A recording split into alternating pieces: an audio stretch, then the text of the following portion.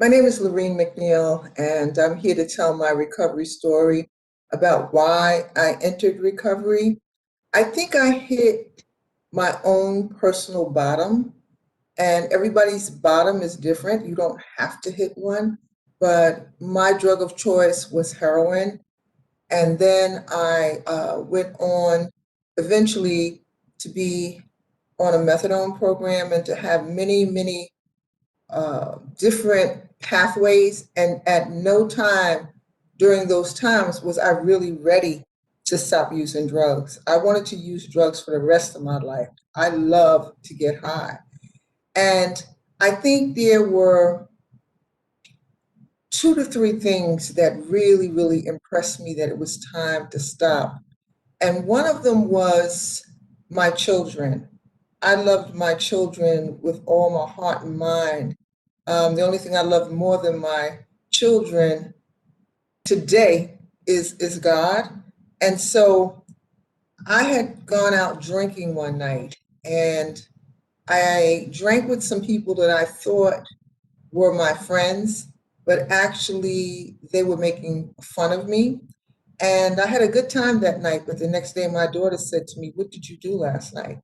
And I had did something that was foolish, nothing crazy, but it was being talked about in the neighborhood. And I remember looking into my daughter's eyes, and it really bothered me, the hurt that I saw in her eyes.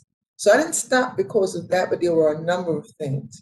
The other thing, talking about peer services and how important that is, two people in my life that one I got high with all of the time, and the other one was someone that I really liked, and we did get high together because I was, believe it or not, I was very selective about who I actually uh, use drugs with. I could drink with you, but to go further than that, I was funny about that.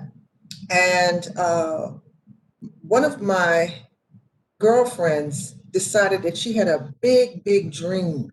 It seemed impossible, but she came up with this dream that she had of where she wanted her life to go. And she told me that she was going to come off everything. And that was not something that was made me happy. I didn't want to hear that.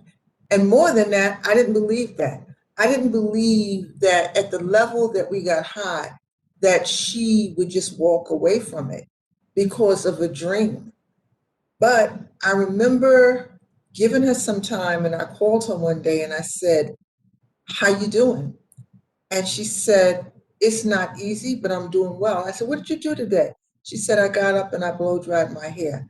And I said, "Uh-oh, this does not sound good at all." You got up and you blow dried your hair. It sounded foreign to me because everything centered around getting high. And so as I watched her, she began to get her life together. And I think that's what really made me think about, well, maybe it's possible. And then there was another person who just, as there are different pathways, there's different ways that people recover. This person just said, "I'm done." And they stopped. And that was shocking to me too. And they came together.